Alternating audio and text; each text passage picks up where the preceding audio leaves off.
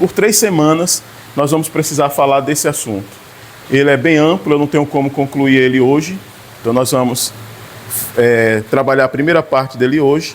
E na semana que vem e na outra semana, então 3 semanas à frente aí, para a gente poder concluir esse assunto.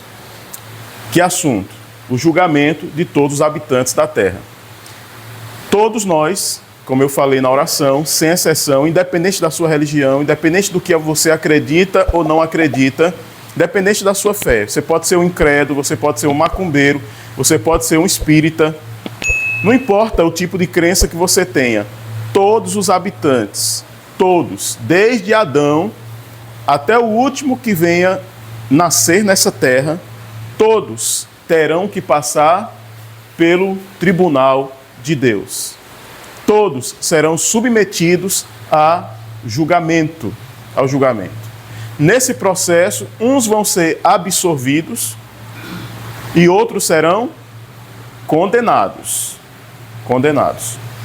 Só que Deus dá todas as ferramentas, Ele dá todos os recursos, Ele disponibiliza todos os meios para que ninguém seja condenado. Só vai ser condenado aquele que realmente escolheu voluntariamente ser condenado. Então Deus não será culpado, a própria pessoa será responsável pela sua condenação. Porque todos os meios, todos os recursos, tudo que deveria ser feito para salvar o indivíduo, o céu fez, está fazendo e vai continuar fazendo. Até que chegue um momento que a gente chama de fechamento da porta da graça. A gente vai ver isso aqui em breve, que é quando vai se encerrar a oportunidade. Aí alguém pode dizer, já que não fechou a porta da graça ainda, então eu tenho oportunidade. Então eu vou enrolar um pouquinho mais, né, até chegar. O problema é que não nos foi avisado quando será fechada a porta da graça. Um outro detalhe é que essa oportunidade se encerra quando a pessoa fecha os olhos pelo sono da morte. Quando o indivíduo morre, a oportunidade cessou para ele. Nós vamos aprender isso quando nós estudarmos também aqui sobre a morte. Ou seja, todas as vezes que a Bíblia fala da necessidade da nossa salvação em Jesus, a Bíblia sempre vai falar no tempo hoje, no tempo presente. Querendo dizer o seguinte, que não é para amanhã que você tem que se preparar, você tem que estar pronto hoje, agora. E é possível estar pronto agora, Xavier? Eu estou traindo minha mulher, eu tô usando droga, eu estou bebendo, eu estou me prostituindo, eu estou mentindo, eu fiz isso ontem, ou eu fiz antes de vir para cá, ou eu já cheguei aqui e eu já cometi vários pecados quando cheguei aqui. É possível ser salvo hoje? Vocês aprenderam na lição passada sobre o perdão. Se você inclinar seu coração para Deus com sinceridade, com profundidade, e nesse momento, mesmo aí mentalmente, você confessar a sua falta a Deus e fizer um acordo com Ele e decidir firmemente romper com todos esses pecados, com toda essa vida preguiça que você, porventura, esteja vivendo, Deus não precisa de tempo para poder me perdoar e te perdoar. Ele só precisa de um coração sincero, verdadeiro, que realmente clame pelo perdão. Ele vai perdoar você, vai perdoar a mim.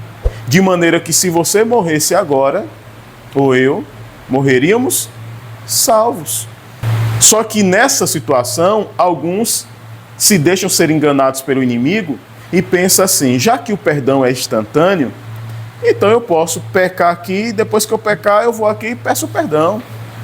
Aí ele me perdoou, aí já que ele me perdoou, eu estou limpo. Então agora, daqui a pouco eu vou, me sujo de novo, volto e peço perdão de novo. Ele vai me limpar.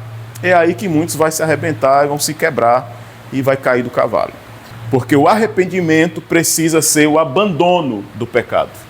É você se arrepender e abandonar ele, não voltar para ele. Então, diante dessa situação, cabe para nós a seguinte pergunta. Se você continuar vivendo como está hoje, qual será a sua sentença no juízo final? Então, olhe para a sua vida. Eu vou fazer a mesma coisa com a minha. Se você continuar fazendo o que está fazendo, vivendo do jeito que está vivendo, comendo o que está comendo, bebendo o que está bebendo, frequentando os lugares que frequenta, tendo o estilo de vida que tem, se você continuar dessa forma, qual vai ser a sua sentença no juízo final. Você vai ser absolvido? Você vai ser condenado? Veja, a sua resposta depende do nível de conhecimento que você tenha. Para alguém que não sabe a vontade de Deus sobre determinados assuntos, ele pode pensar que o que ele está fazendo não tem problema nenhum. Por exemplo, alguém que pratica a idolatria e nunca aprendeu que idolatria é extremamente ofensiva a Deus, ele pode achar que não tem problema a idolatria, então eu não vou ser condenado por causa disso. A pessoa pode pensar, mas por quê? Porque está faltando para ela o entendimento de que essa prática é ofensiva a Deus. Alguém que está ainda bebendo também e não entendeu que a bebida é também ofensiva a Deus, porque está lá na Bíblia que os bêbados também vão ficar fora do céu, os bêbados é um indicativo de quem bebe bebida alcoólica, está escrito, esses não vão para o céu se não abandonarem essa prática. Mas alguém que não tem esse conhecimento pode continuar nessa prática achando que não vai acontecer nada com ela. É por isso que a Bíblia diz assim, conhecereis a verdade e a verdade vos... Vocês conhecem esse texto, vocês ouviram muito isso. Conhecereis a verdade e a verdade vos libertará. Essa é a vontade de Deus. É por isso que Satanás tem tanto medo que você conheça a verdade, que você aprenda qual é a vontade de Deus para a sua vida. Por isso que ele tem muito medo. Mas veja, devemos apreciar a obra que Jesus fez por nós no passado e o que ele está fazendo por nós no presente. Porque há cerca de 2000 anos, pouquinho mais, Jesus, depois da sua vida na cruz, por amor a mim e por amor a você, pagando aquele salário que o pecado requeria. O salário do pecado é a morte, como vocês viram. E Jesus foi à cruz do Calvário. Veja, eles não mataram Jesus. Jesus se entregou. Por que eu estou dizendo que eles não mataram? Quer dizer o seguinte, que Jesus tinha poder ou não tinha poder para se livrar das mãos deles? Tinha ou não tinha? Jesus é Deus. Então, se eles conseguiram levar Jesus à cruz, é porque Jesus se deixou ir. Ele se entregou como sacrifício. Certo? Então se Jesus se entregou, eles não tiveram culpa. Claro que tiveram culpa. Eles não eram para ter feito aquilo. Aqueles que fizeram, alguém ia fazer, mas não precisava ser aqueles.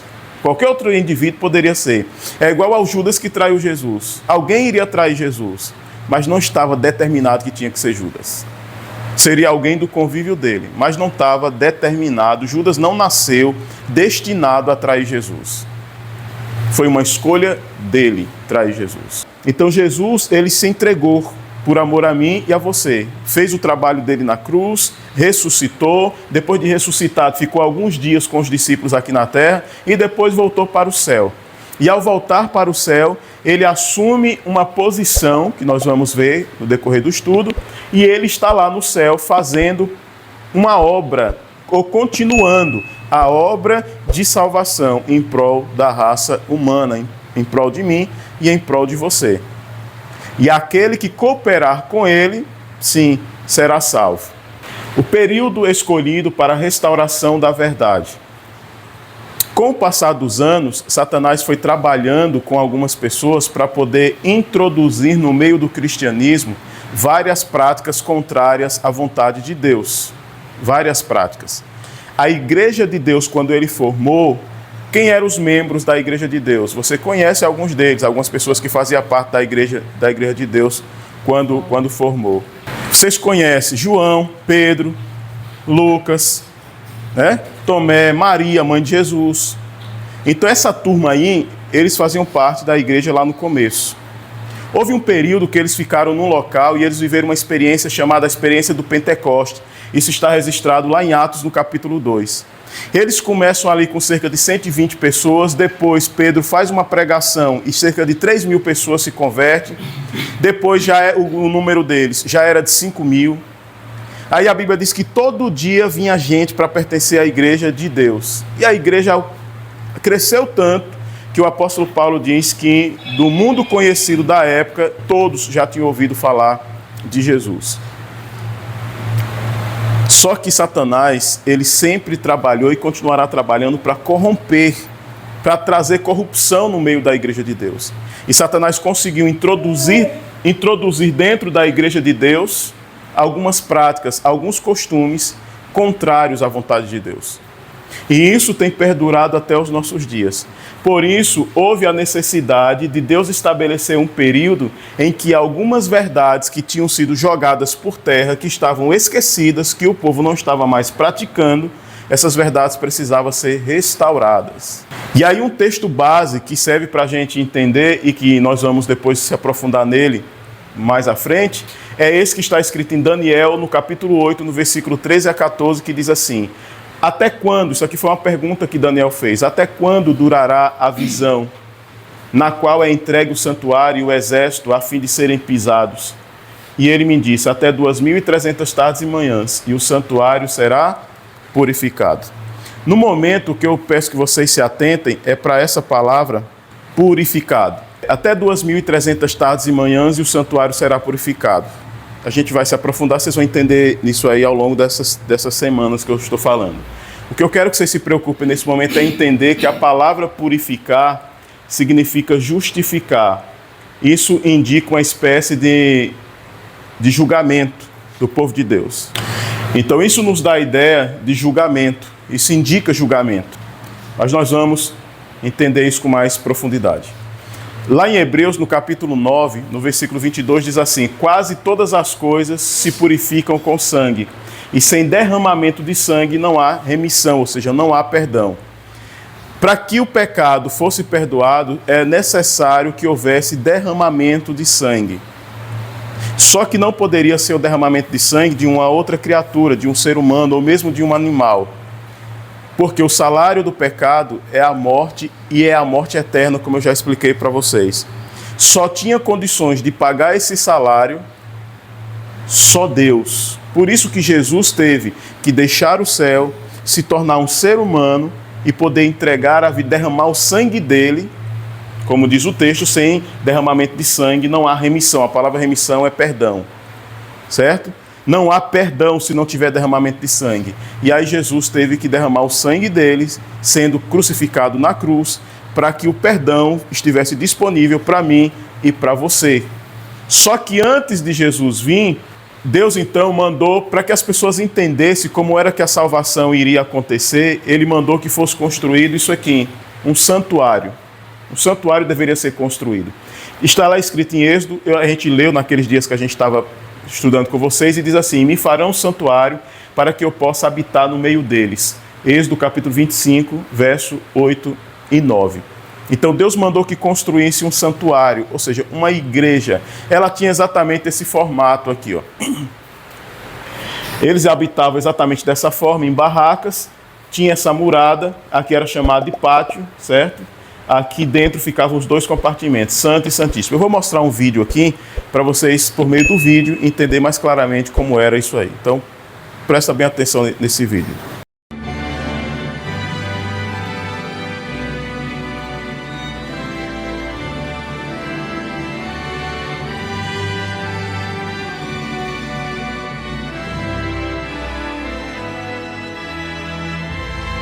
Então aí vocês estão tendo uma ideia de como era por dentro do santuário. Esse era o sumo sacerdote, a Arca da Aliança, entendeu? As barracas onde o povo morava. As barracas ficavam no entorno e no meio do acampamento ficava então o santuário. E isso aqui é uma réplica realmente de como era o santuário, né?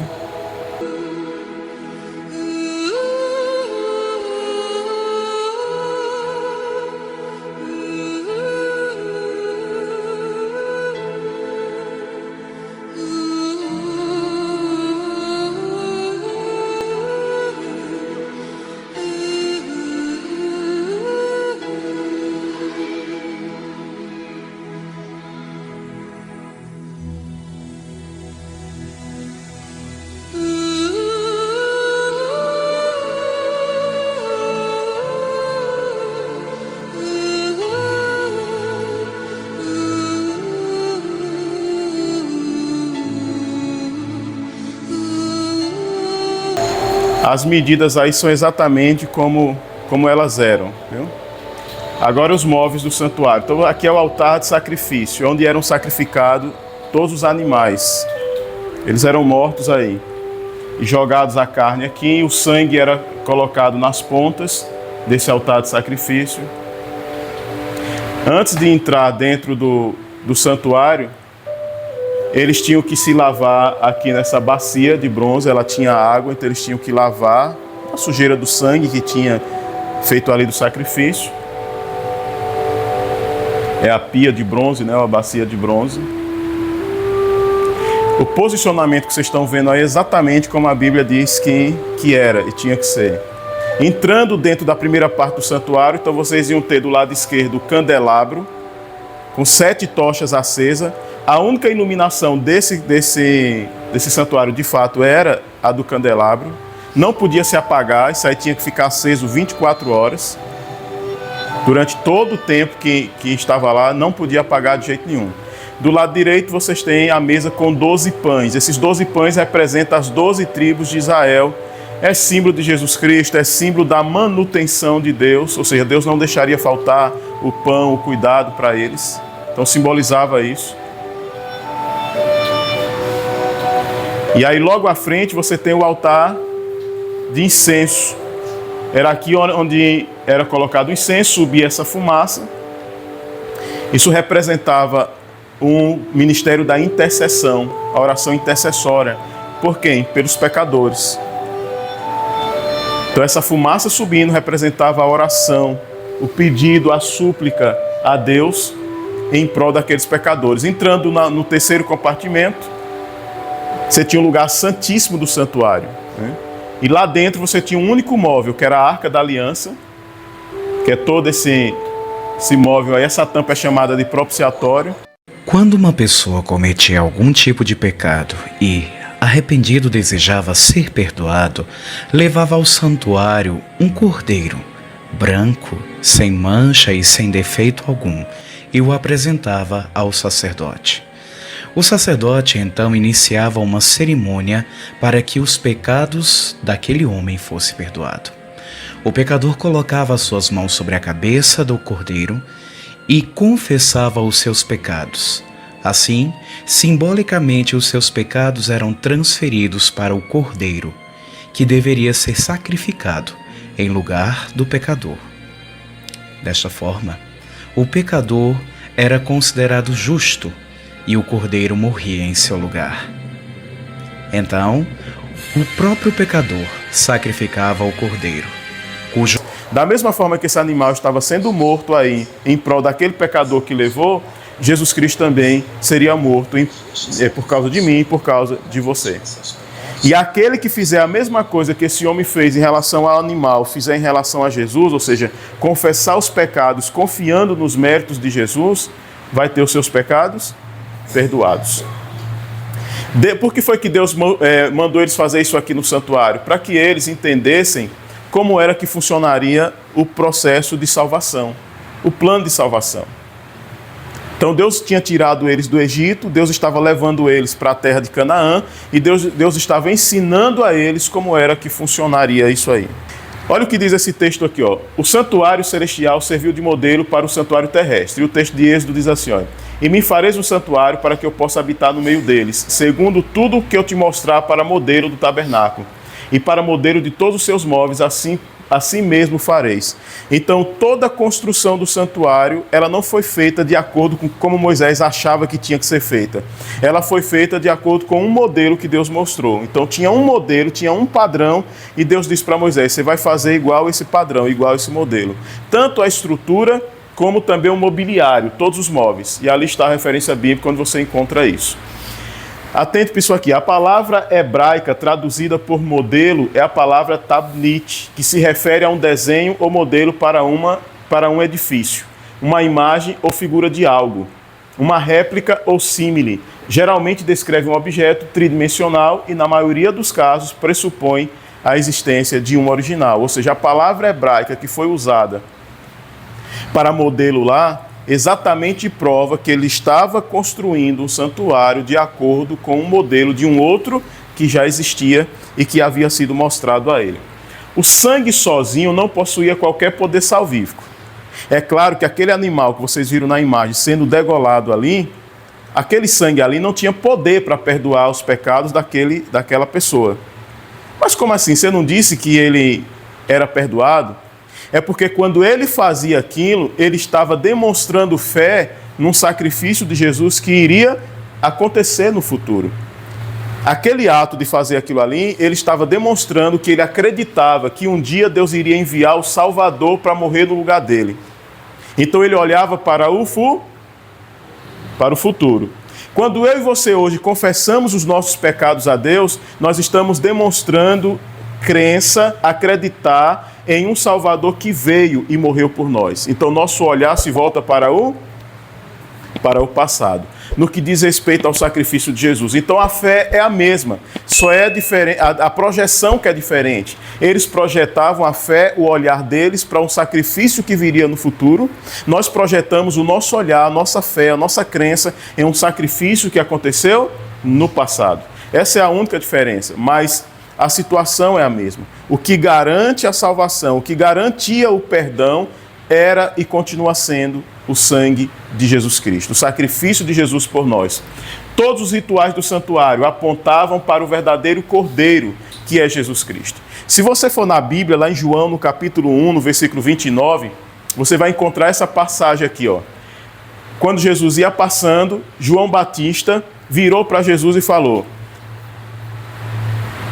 No dia seguinte, viu João a Jesus que vinha para ele e disse: eis o Cordeiro de Deus que tira o pecado. Por que Jesus foi chamado de Cordeiro? Responda rapidinho alguém aí para mim. Por que Jesus foi chamado de Cordeiro que tira o pecado do mundo? Por quê? Bora, gente.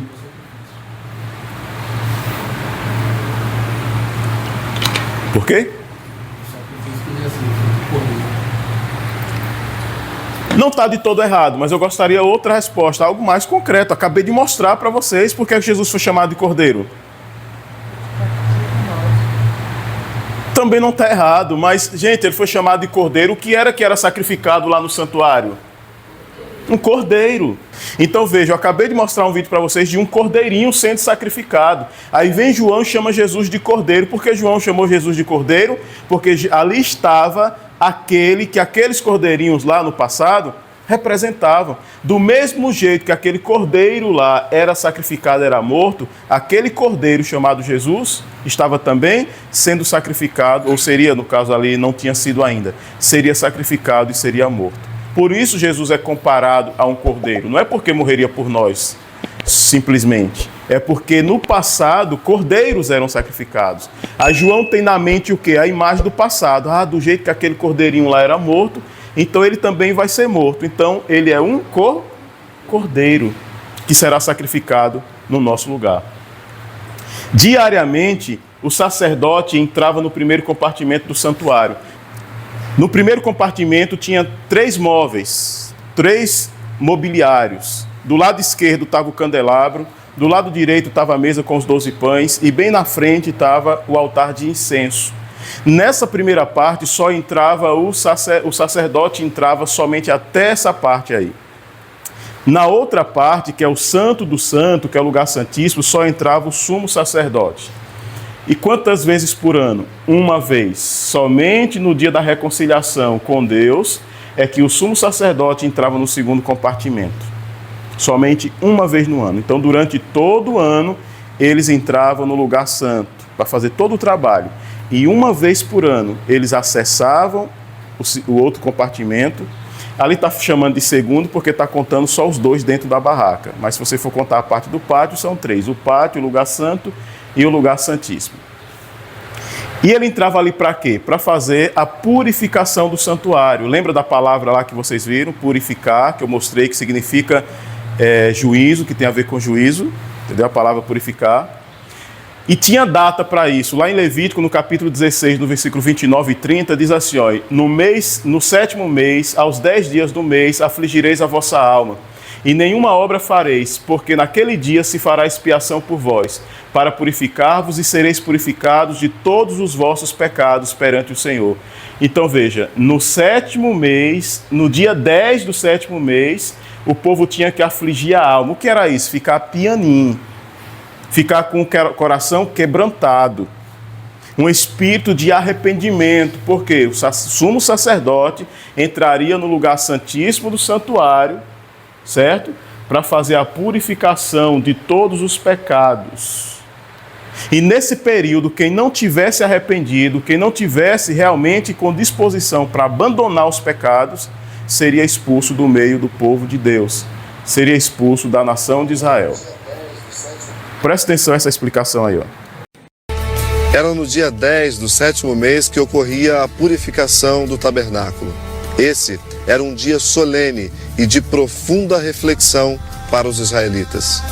Era o único dia do ano em que se permitia acesso ao lugar santíssimo.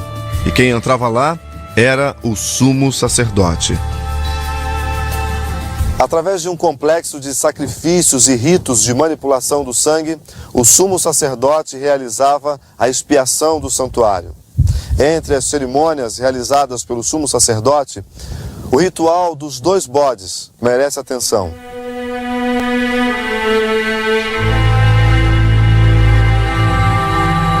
Tomava-se 2 bodes sem defeito, e mediante sortes, um seria para representar o Senhor e o outro para Azazel.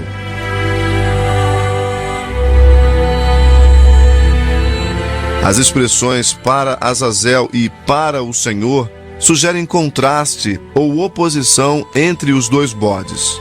O bode para o Senhor, tipificando a Cristo, era sacrificado e o seu sangue utilizado nos ritos de purificação do santuário.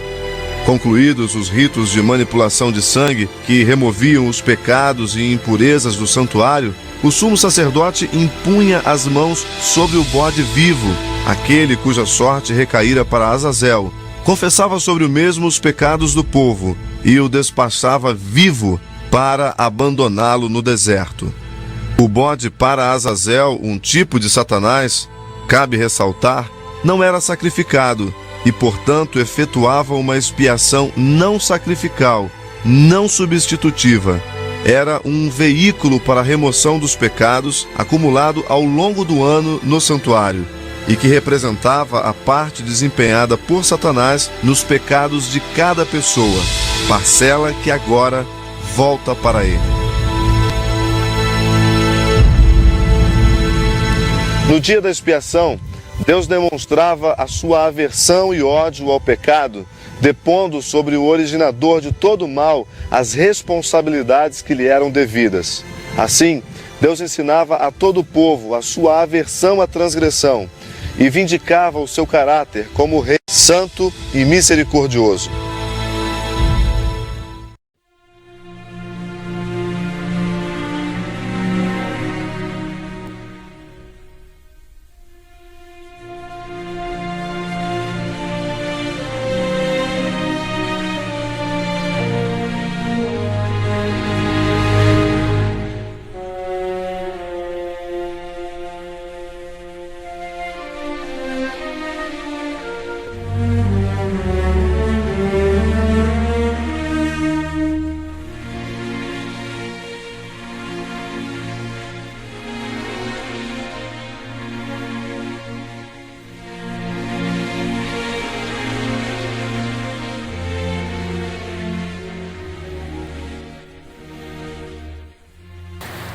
Então o que acontecia era isso aí. Então era um dia de autoexame, de consciência diante de Deus. As pessoas tinham que realmente fazer um autoexame pessoal e saber como é que estava a vida delas, a vida espiritual, se elas estavam ok com Deus ou se elas não estavam.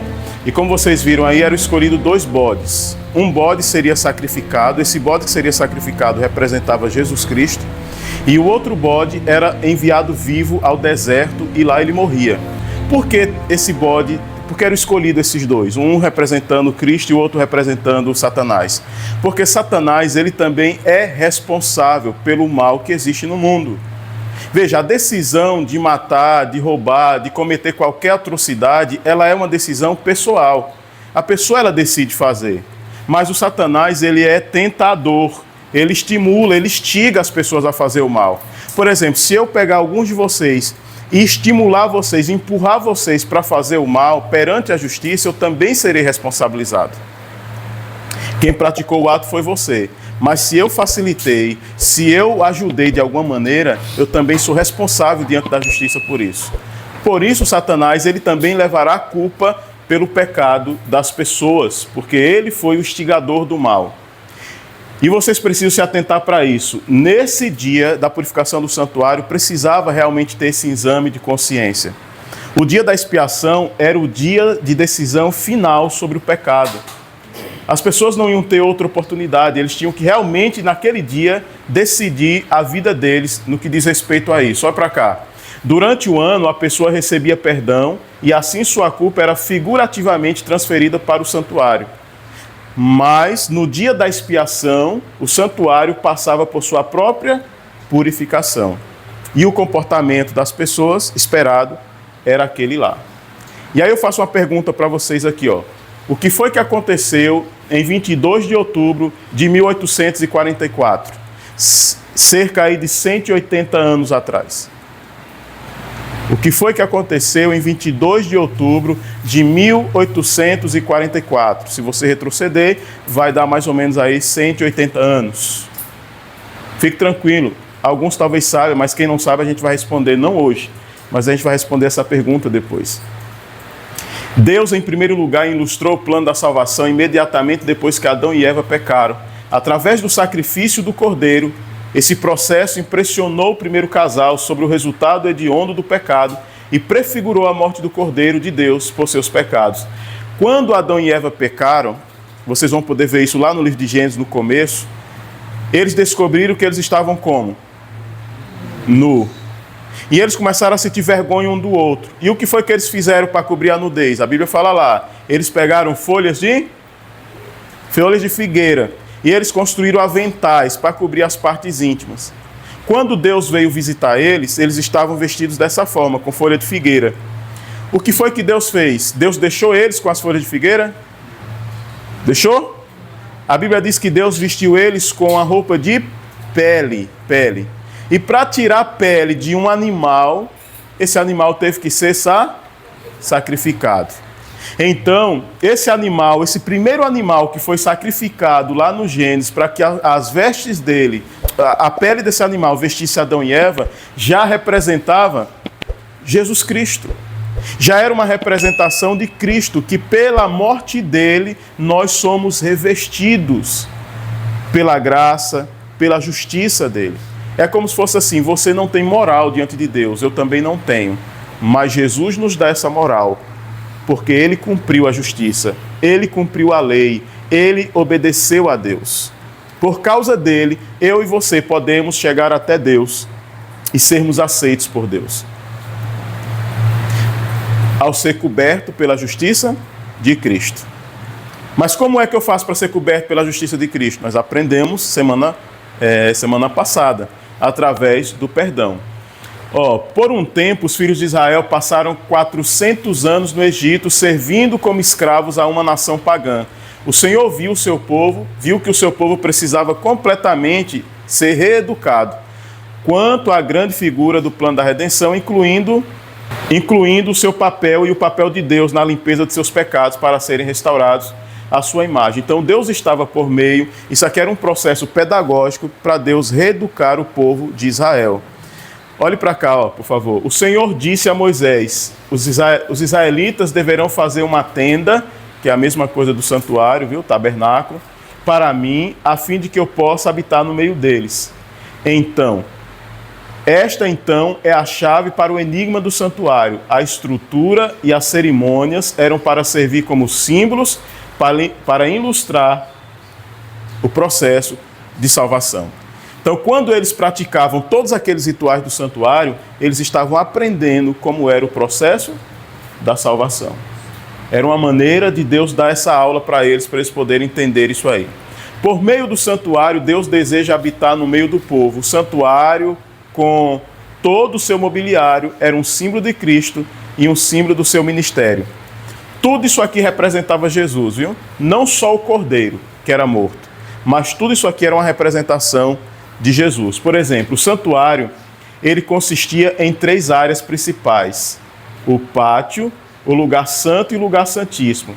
Esses 3 locais, pátio, lugar santo e lugar santíssimo, representavam as três principais pessoas, os três principais passos no processo da salvação, conhecidos como justificação, santificação e glorificação. Porque toda pessoa que for salva, ela vai precisar passar por esses três processos.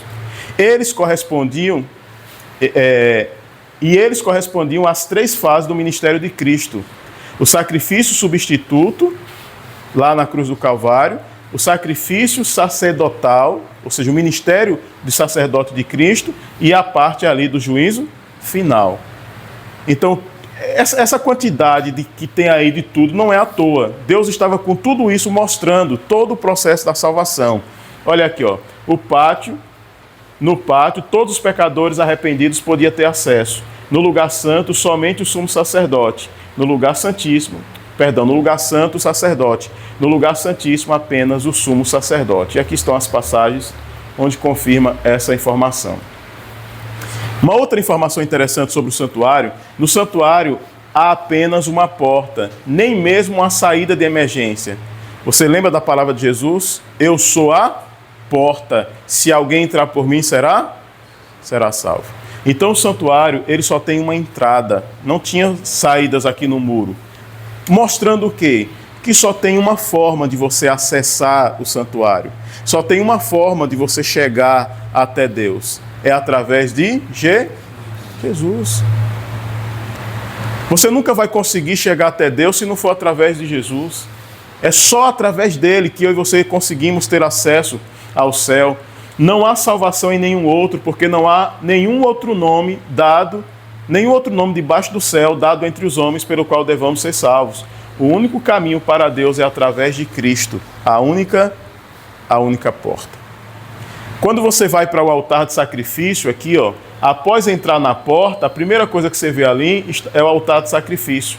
O altar era feito de madeira de acácia, presta atenção nisso aqui, revestido de bronze. Alguns têm comparado a parte de madeira como obras humanas e o bronze como a obra de Cristo. Sem o bronze, a moldura de madeira teria sido consumida pelo fogo durante a queima das oferendas. Da mesma forma que seremos consumidos no fogo, se não acreditarmos que a graça de Jesus deve eclipsar nossas boas obras. Ou seja, você pode fazer boas obras o quanto você quiser. Você pode ajudar os pobres, você pode dar metade do seu salário, você pode dar sua casa. O que de bom você fizer para as pessoas não vai garantir sua entrada no céu. O que garante a nossa entrada no céu é o que Jesus fez por nós. Ah, mas então já que ele fez e é isso que garante, então eu vou fazer más obras. Vai ficar fora do céu. Então tem que ter as boas obras, mas tem que ter a consciência que não são elas que te garantem entrada no céu. Quem te garante a entrada no céu é Jesus. Da mesma forma que essa madeira seria destruída se não tivesse sido revestida com um bronze. Olha lá, no Evangelho de João está escrito: e o Verbo se fez carne e habitou entre nós, falando de Jesus. Essa expressão habitou entre nós é a mesma que aparece no Antigo Testamento quando Deus mandou fazer o santuário, porque ele desejava habitar no meio do povo.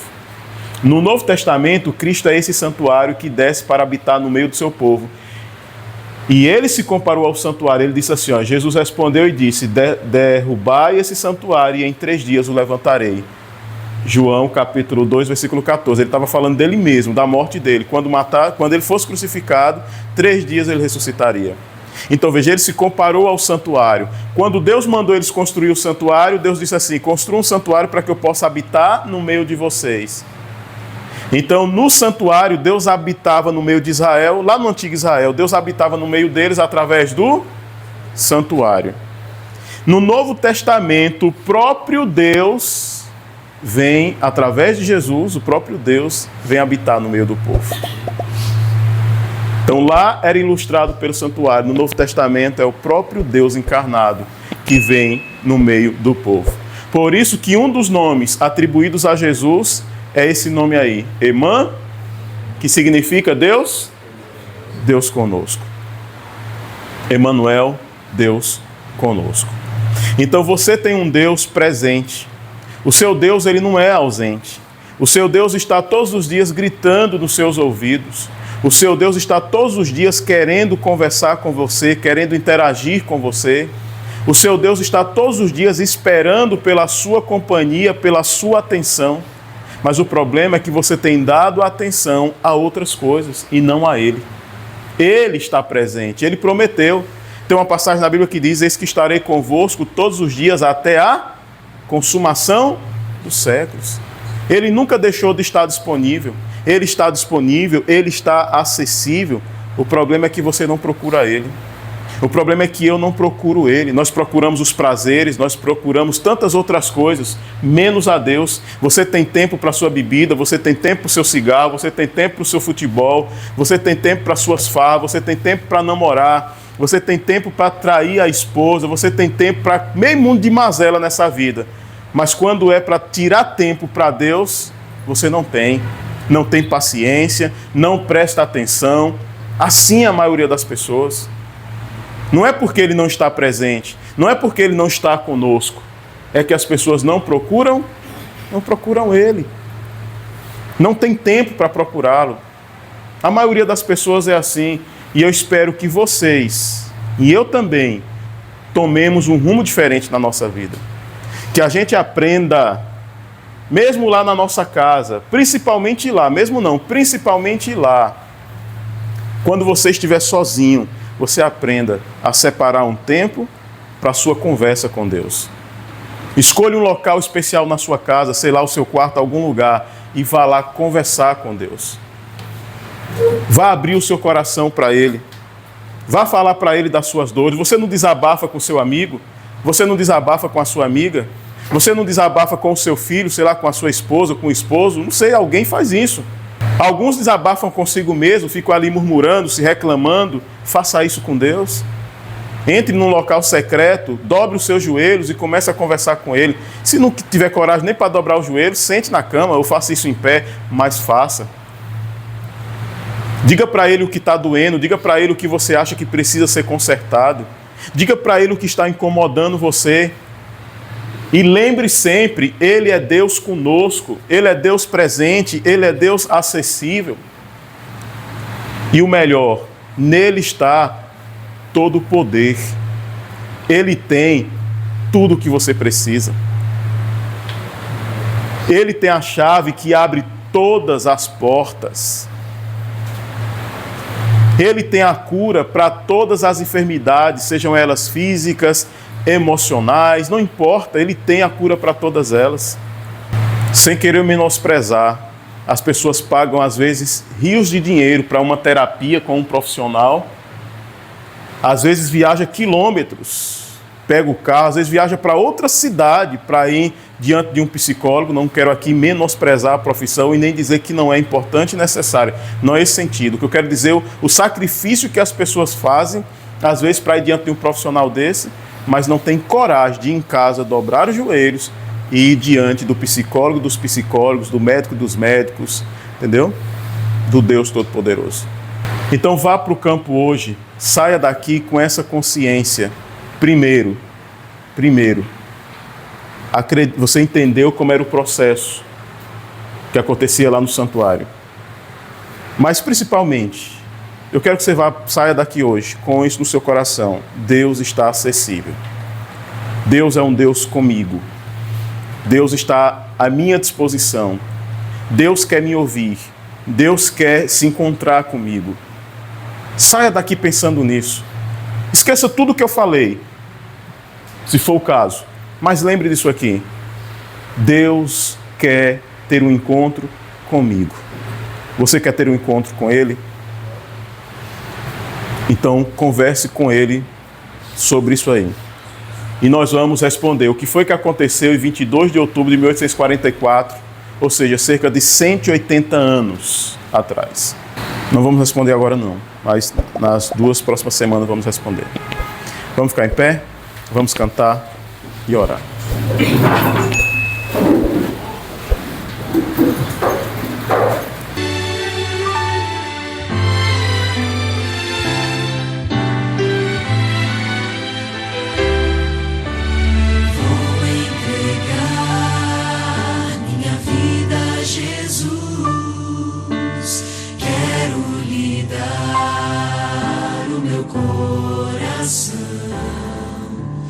Ele me traz segurança e calor.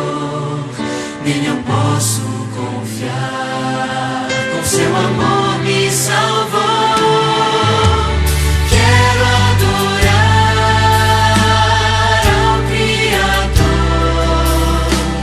por sua bondade e seu imenso amor, por seu perdão, por me dar salvação. Para sempre quero estar com Jesus.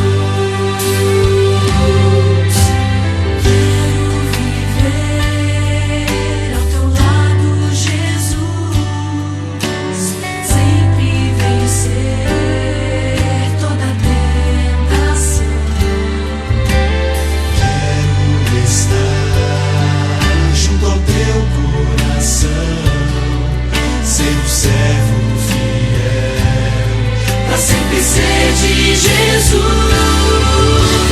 Quero adorar ao Criador por sua bondade e seu imenso amor, por seu perdão, por me dar salvação. Para sempre quero estar com Jesus. Sempre quero estar com Jesus.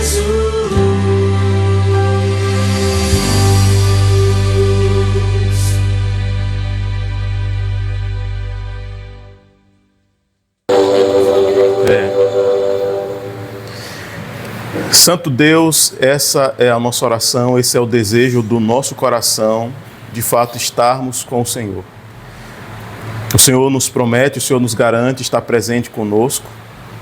O seu nome já diz isso, Emmanuel, Deus conosco. Que nós possamos estar com o Senhor. Que as nossas posições, que as nossas escolhas, que a nossa maneira de viver confirme isso.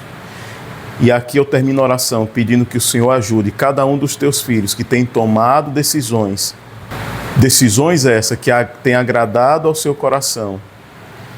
Decisões essas que os levarão a experimentar uma vida muito melhor, muito mais significativa do que a que tem experimentado até o presente momento. O meu pedido é que o Senhor, por favor, ajuda cada um a permanecer firme nessa decisão. Em nome de Jesus, eu oro e te agradeço. Amém.